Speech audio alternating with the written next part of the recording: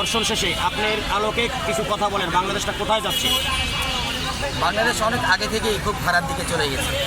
এদেশে আপনি খেয়াল করলে দেখবেন গ্রামবাসীরা হাঁ করে তাকিয়ে থাকে যে কখন একটা রেল অ্যাক্সিডেন্ট হবে আর তারা ঝাঁপিয়ে পড়বে সেই সব আহত লোকজনের উপরে সোনা গয়না টাকা পয়সা ছিনিয়ে নিতে। দেশে একটা অ্যাক্সিডেন্ট হলে, রোড অ্যাক্সিডেন্ট হলে পথচারীরা গিয়ে আগে ওই লোককে বাঁচানোর চাইতে তার পকেট থেকে মানি ব্যাগ আর তার পকেট থেকে মোবাইলটা ছিনিয়ে নেয়। এই হচ্ছে আমাদের সকলের নৈতিকতা। এটা আমি শুধু আমাদের দেশের সকলের কথা বলছি না, আমি নিজের কথাও বলছি। আমাদের সকলের নৈতিকতাই তো শেষ হয়ে গেছে। আমাদের সকলকে নৈতিক শিক্ষা দিতে হবে এবং এই শিক্ষা দেওয়া হলো আমাদের সরকারের কাজ। আমাদের সরকার কোনো একটা বিচারকে পরিপূর্ণভাবে দিতে পারে না। কোনো একটা ধর্ষণের বিচার আমরা আজ পর্যন্ত দেখিনি যে ধর্ষণের বিচার হয়েছে এদেশে। কোনো একটা গুম খুনের বিচার ঠিকমতো এদেশে হয়েছে। কেন অপরাধীরা আপনার এখানে সাহস সহযোগিতা পাবে না? আমি তো বলবো সকল সরকার পরোক্ষভাবে অপরাধীদের সাহায্য করে গেছে এখানে এতদিন।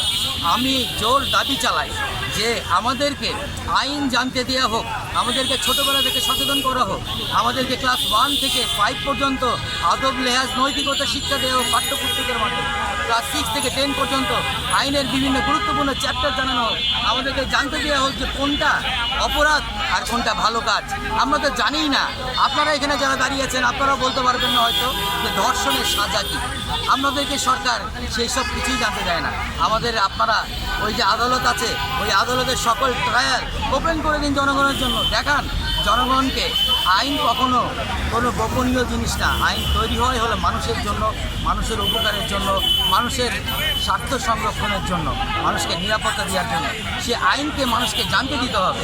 আজকাল আমরা বিগত 55 বছর ধরে আইনকে লুকিয়ে লুকিয়ে রাখছি এবং অপরাধকে আরও বেশি আমরা সাহায্য সহযোগিতা করে যাচ্ছি পরোক্ষভাবে। ধন্যবাদ সবাই।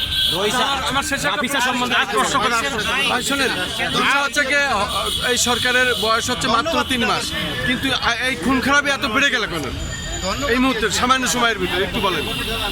ধর্ষণ শেষে হত্যা, পৈশাচিক আচরণ, এইটা সম্বন্ধে বলেন। দেখেন, আসলে এটা এই সরকারের দোষ না। আমরা কেবল একটা মব সরকার থেকে ফিরে আসছি। তো এটা একটা ওয়েভ, একটা ঢেউ আছে। এই মব বন্ধ হতেও কিন্তু আমাদের বেশ সময় লাগবে। এবং আপনি যদি দেখেন 5ই আগস্টে আমরা যে আন্দোলনটা করেছিলাম, কিন্তু এর ফলাফল কিন্তু আমরা জানতাম না যে সেই সময় এইভাবে করে বিভিন্ন থানা পুলিশ একদম বিলীন করে দেওয়া হবে, দেশের আইন শৃঙ্খলা একদম নষ্ট হয়ে যাবে। সেটা জানলে আমরা হয়তো আগে থেকেই ব্যবস্থা নিতাম এটার ব্যাপারে। তো আমরা যখন দেখলাম যে আইন নাই, দেশের শৃঙ্খলা নাই, তখন কিন্তু অনেকেই নিজ হাতে বিচার তুলে নিয়েছে। এবং এই বিচার তুলে নেওয়ার এখন নতুন সরকার যেহেতু আসছে, নির্বাচিত সরকার, তারা আপ্রাণ চেষ্টা করে যাচ্ছে এই বিচারগুলোকে নিয়ে, এই মবগুলোকে বন্ধ করে আবার আইনের শাসন দেশে প্রতিষ্ঠা করা। এই কারণে একটা মবের ওয়েভ এখনও আছে, কিন্তু ইনশাল্লাহ সামনে গিয়ে এটা থাকবে না যদি আমরা সঠিক বিচারটা দিতে পারি, যদি আমরা মানুষকে তার চাহিদা মতো বিচারটা দিতে পারি, তার যে প্রাপ্য আদায়টুকু সেই বিচারটা আমাদের দিতে পারি। কিন্তু আমাদের দিতে পারছি না। আমরা আসিয়া মৃত্যুর ধর্ষণের বিচার দিতে পারিনি। 3 মাসের কথা বলে গেলেও আসিফ নজরুল কিন্তু এই বিচার এখনও দিতে পারেনি। এই যে আমাদের নতুন মাইশাত মেয়েটা আজকে আবার গতকালকে আবার কি হয়েছে, আবার তাকে ধর্ষণ করে রোমহর্ষকভাবে মর্মান্তিকভাবে তাকে মেরে ফেলা হয়েছে। এটা তো অপরাধকে আসলে আরও বেশি অনুপ্রেরণা দেওয়া হচ্ছে।